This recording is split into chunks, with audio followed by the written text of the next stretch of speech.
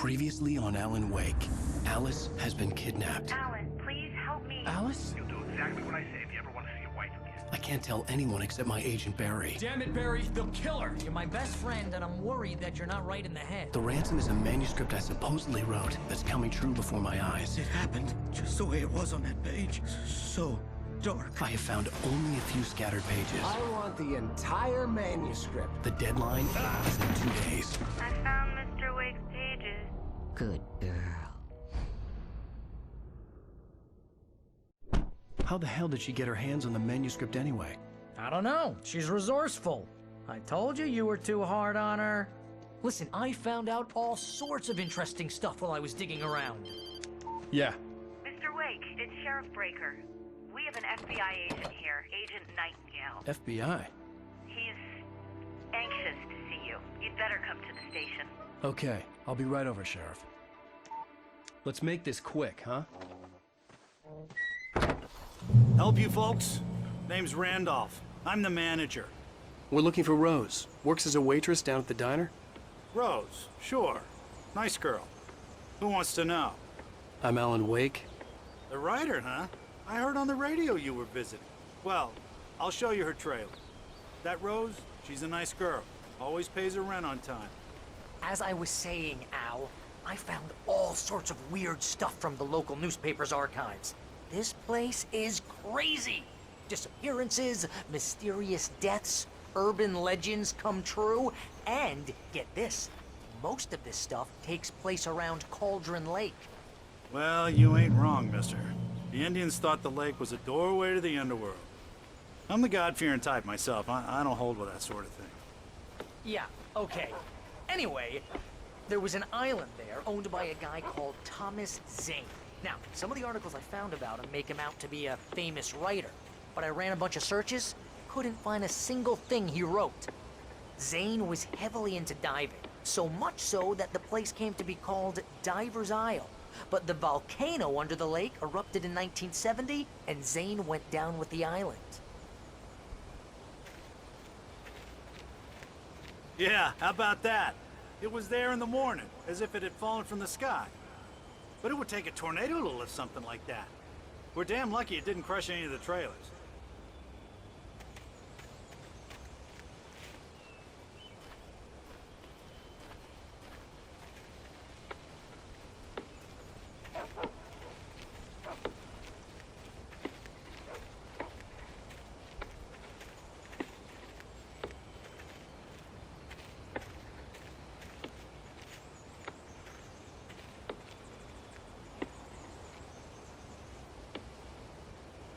It gets better. A local girl, Barbara Jagger, drowned in Cauldron Lake just a week earlier. They were lovers.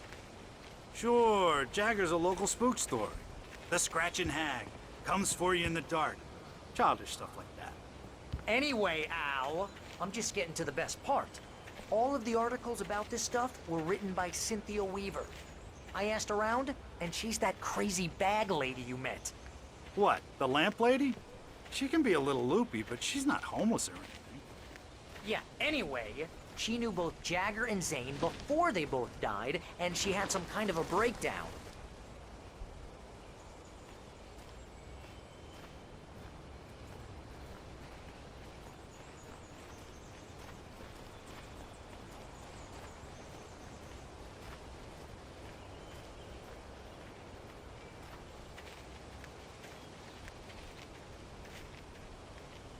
Well, mister, this here's Rose's trailer. You mind me asking what you want with her? We're just here to talk to her, pal.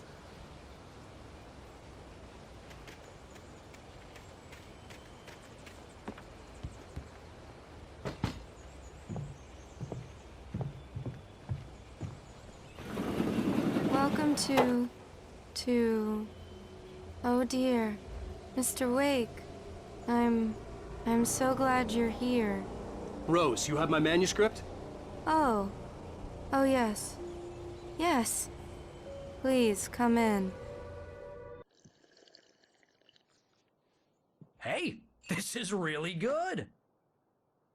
Rose, Yes, my manuscript. I really need it. I understand. I know what you need. A muse to inspire you. Oh, for Barry. She doesn't have anything. Yeah, hey, Al? Al, what's... Oh... Barry! What? What?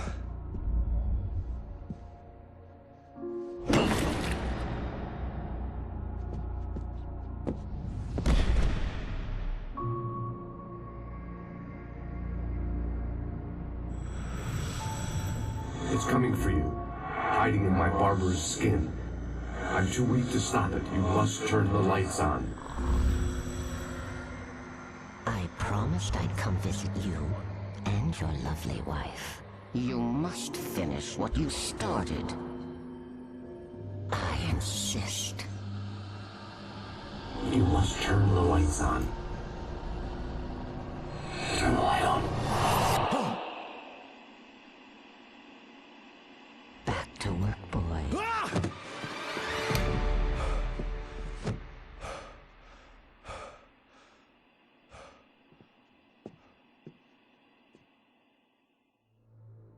I felt nauseous, hungover.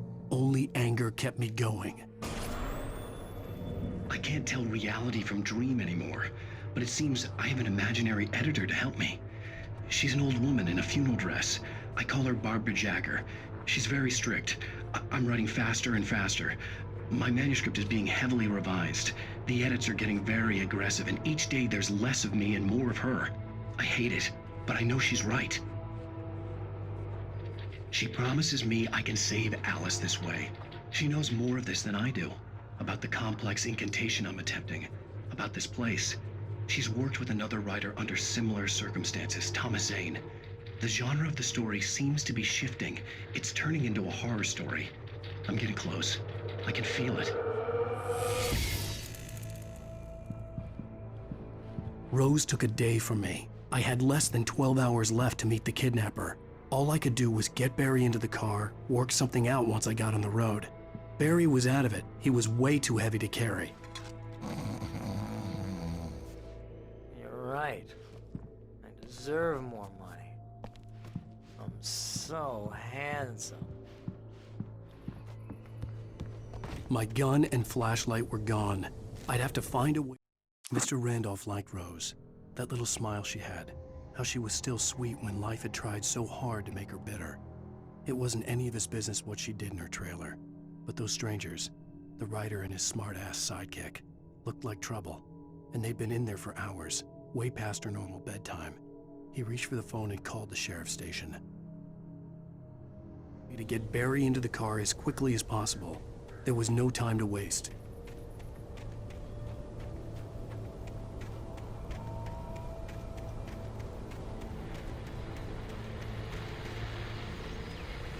I just stepped outside to catch a breath of fresh air, and let me tell you, the weather's getting heavy.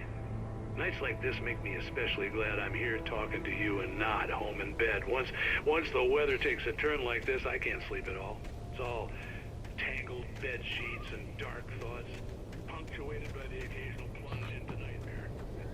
Is it just me?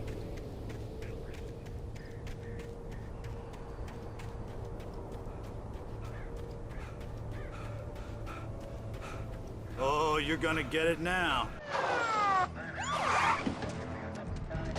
God knows what you've done to that poor girl. This is Agent Nightingale, FBI! Get him up, Hemingway! You're under arrest! You move a muscle, I'll unload right in your goddamn face! Stay right where you are, Spillane!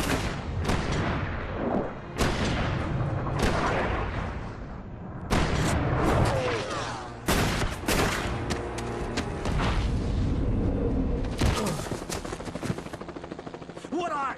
I'm standing right here, you goddamn maniac!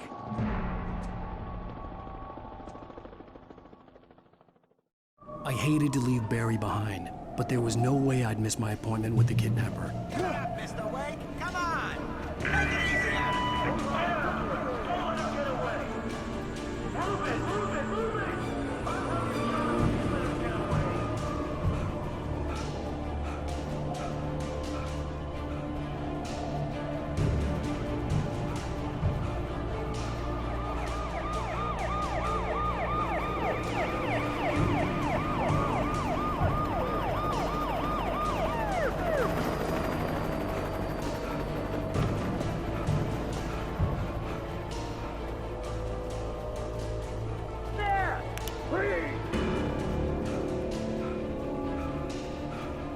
right, men. Keep your eyes peeled. He's gonna try to make it through here. Oh, damn.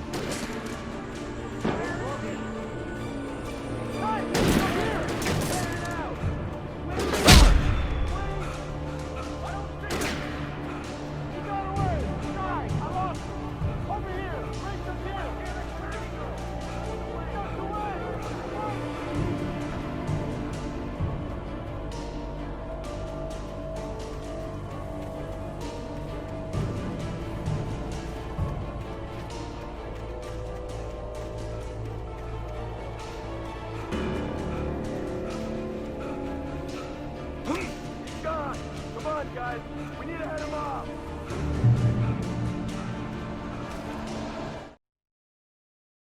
For decades, the darkness that wore Barbara Jagger's skin slept fitfully in the dark place that was its home and prison. It was hungry and in pain.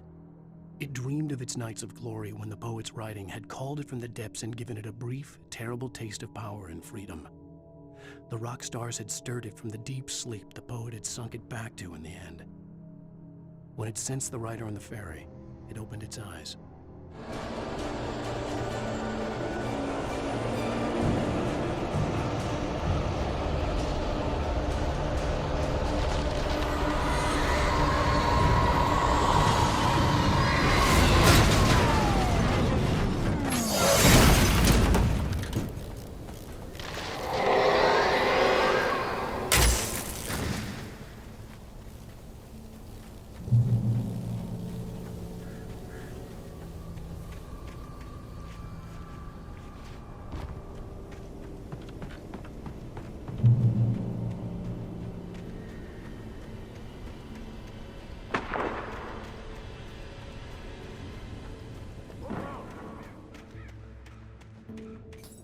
Search the area.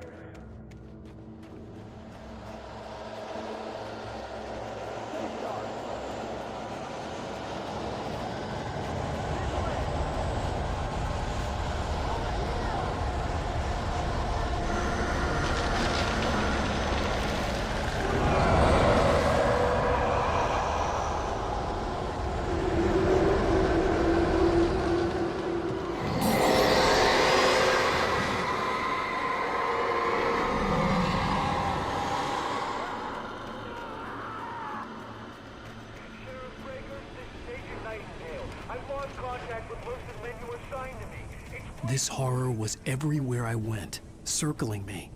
The cops didn't stand a chance. They were after a writer, not a monster.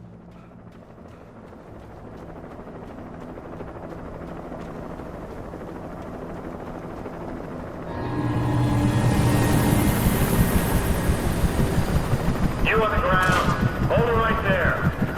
There's nowhere to run. Freeze!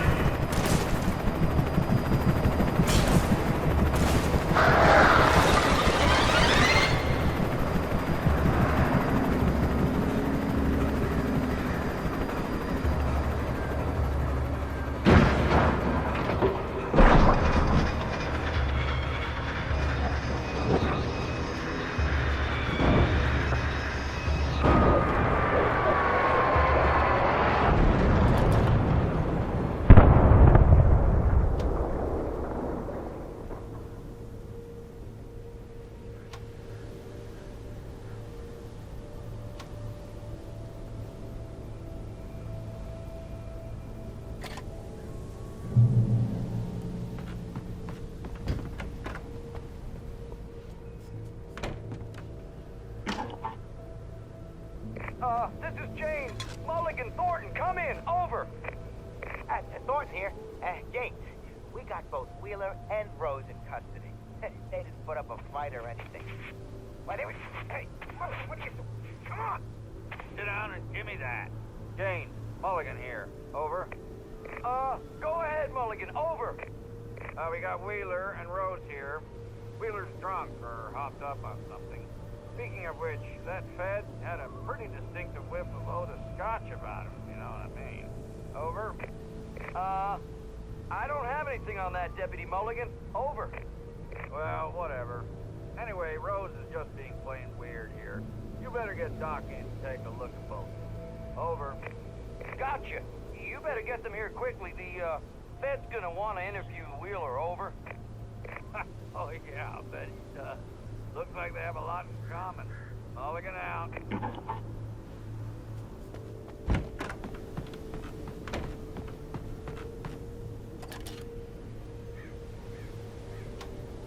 I could see the lights of the radio station in the distance.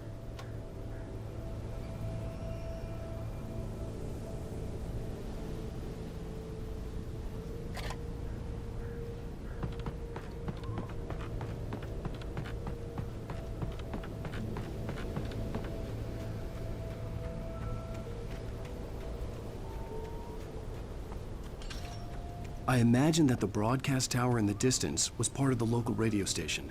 Maine seemed like a decent guy. Perhaps he could give me directions to the coal mine.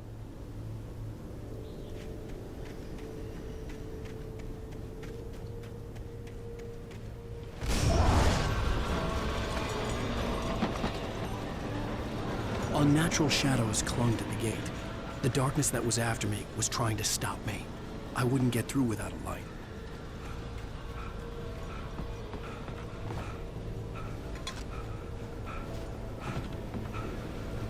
There was no power to the searchlight.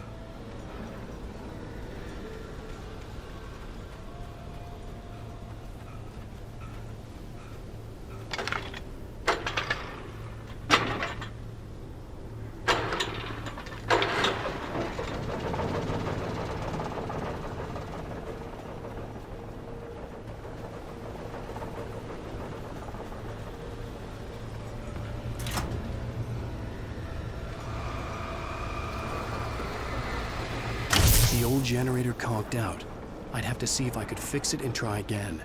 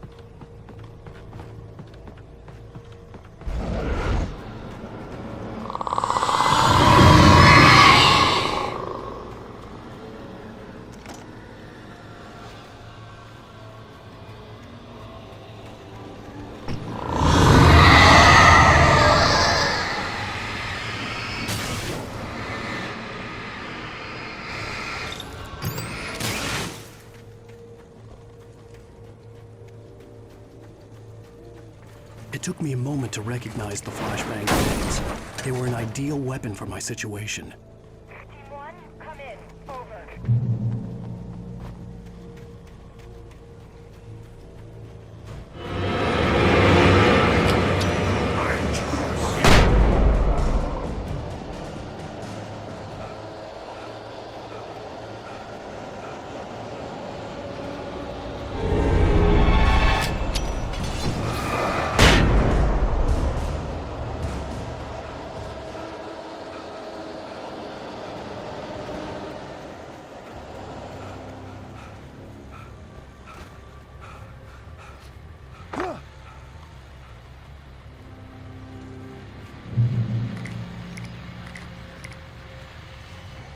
And here's another call. You're on KBFFM with Pat Maine. It's Milt Peabody, Pat.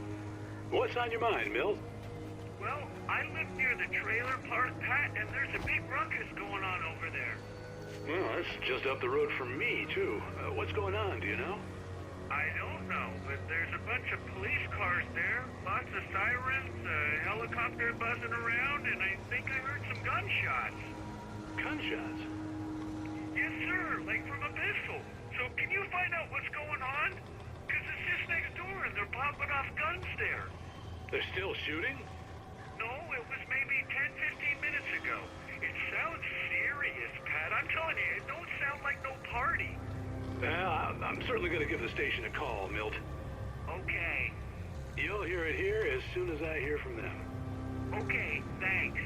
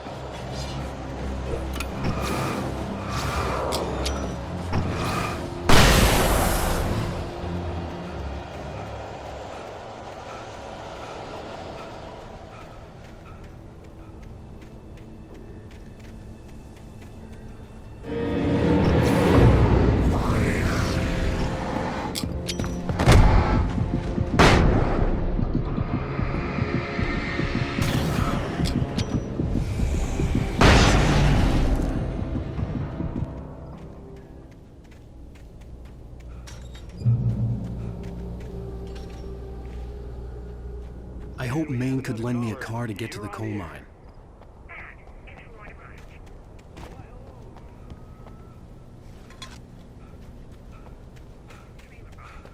What do you mean? It's a trailer park. Of course you're going to have trouble in a place like that. I mean, what do you expect? The sheriff should be helping us normal citizens instead of wasting resources on those people. Well, Let the trash sort themselves out. I'm sorry, but my granddaddy settled in Bright Falls in 1911. well, thank you very much for that compassionate viewpoint, Lorna. Oh, here's a little surprise. The famous writer Alan Wake just walked in. Folks, I'm going to see if I can talk him into an interview. Come on in, Mr. Wake. Oh, I'm so glad you could find the time to do this, Mr. Wake. Nowhere to run now, Dan Brown. You back away from me. Don't hurt. Whoa. Everyone calm down. Put the gun down. We're all friends here, right? Cool your jets, Nightingale. We got him. Judas Priest! What the hell's the matter with you? There's a civilian in there.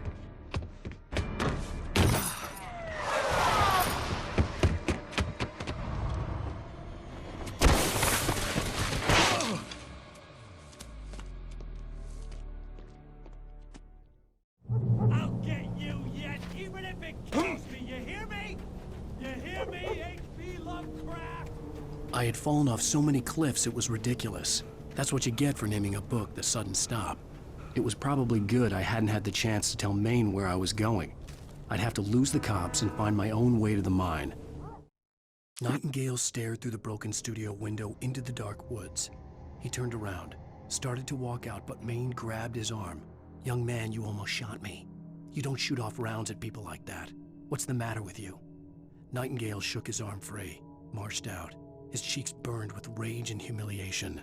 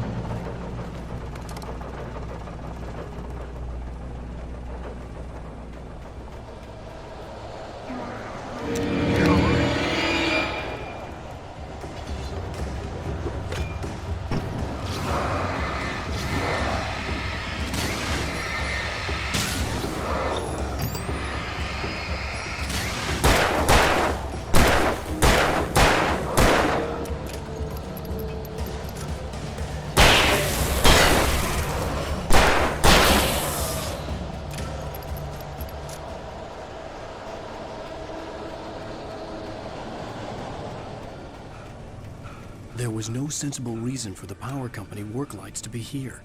It was almost as if they'd been left for someone like me to use.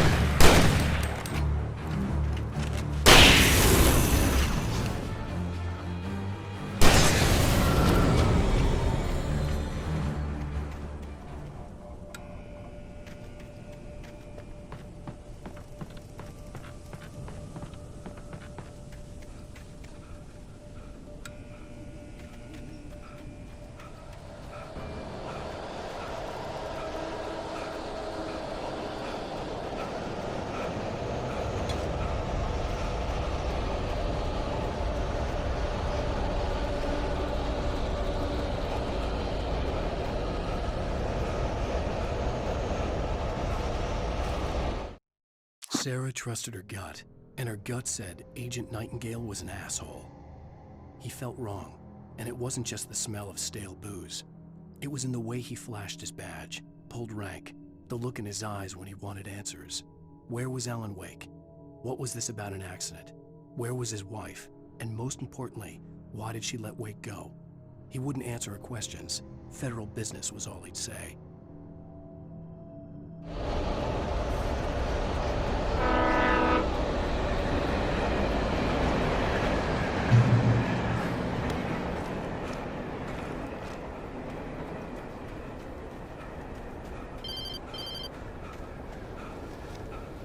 Hello? The most stubborn man I've ever met. Alice? Alice? Alan, I'm so afraid. He keeps me in the dark. Please help me. I look at you, Alan, and it's not you. Something else. Looking out from behind your eyes. Alice, I'm here. I'm so alone here. It's all gonna go to hell. You need to be careful. Cooperate. The connection had been terrible, but that wasn't the only thing that hadn't been right with the call. She sounded wrong somehow. The pipe wrenched itself loose from the bridge's steel framework. Wrapped in darkness, it floated in midair, twitching. For a moment, I didn't understand what I was looking at. The heavy object lurched at me with impossible force. I threw myself out of the way, but just barely. When I turned my flashlight on it, it shook in a dark rage before it flew at me again. But she had called me. I could see a railway bridge up ahead and a warehouse of some sort on the opposite shore. I hoped I could find a car from there.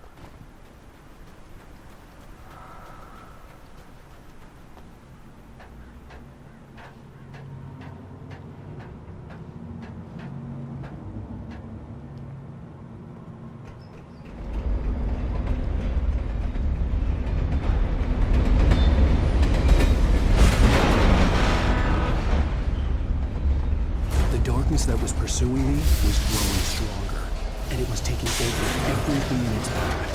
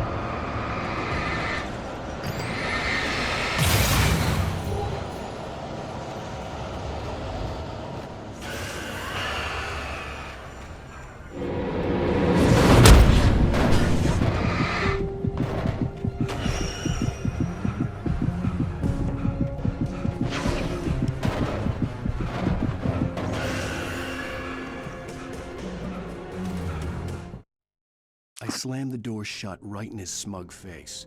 He pleaded for me to open the door. True to form, the asshole actually thought I would obey. I had no sympathy left, no guilt either, not for him. I took a moment to savor the scream. I bet I had a smile on my face. It was all that I had time for. The dark presence was inside the lodge with me.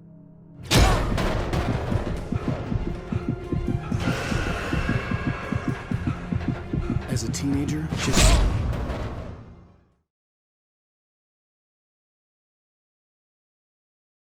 Sure. I hoped I could find a car from there.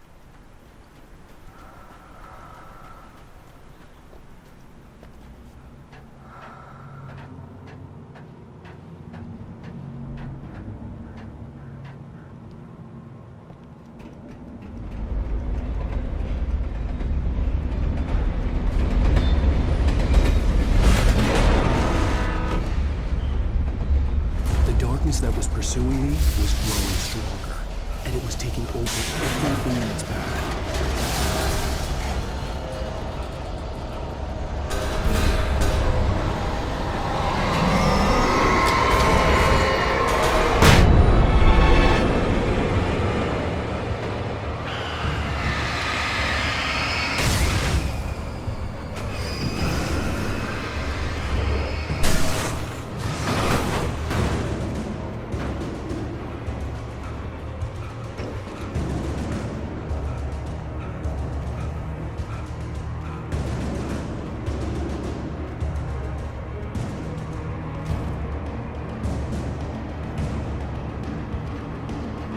As a teenager, just starting to get interested in writing, Stephen King had been a source of inspiration to me.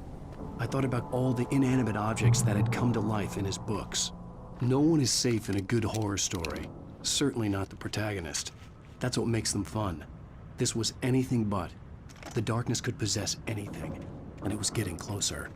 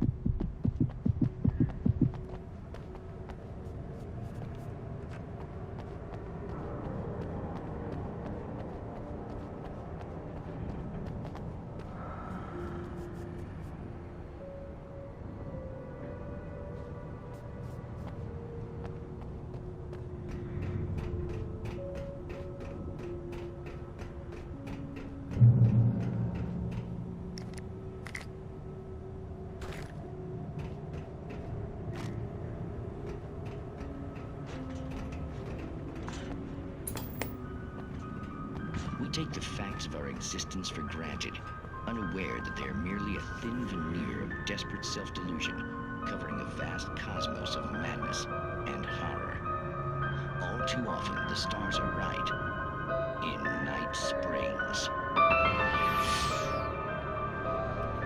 Tonight's episode, A Family Occasion.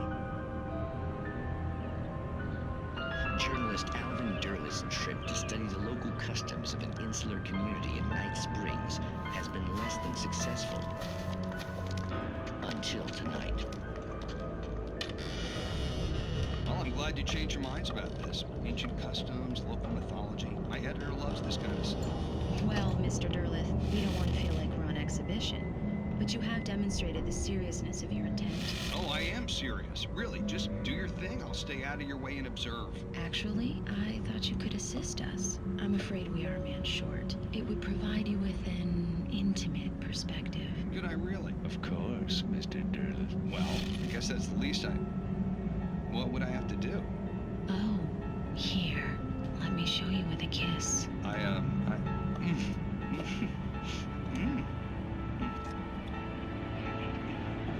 What did you...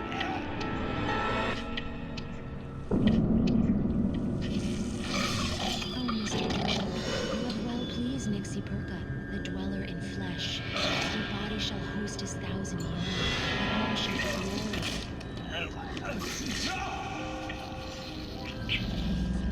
Shh, darling, be calm.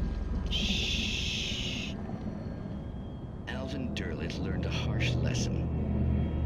If you go looking for mythology, it may come looking for you.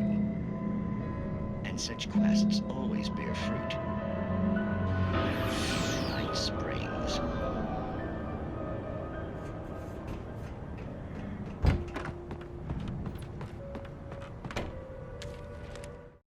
The darkness surged towards me, sucking everything loose from the ground into its depths, tugging at my clothes. I saw the flare the kidnapper had dropped and threw myself towards it just as I felt my feet leave the ground. The darkness embraced me with the force of a tornado. Somehow I managed to light the flare. The darkness roared and cast me away. I fell toward the dark waters of the lake far below.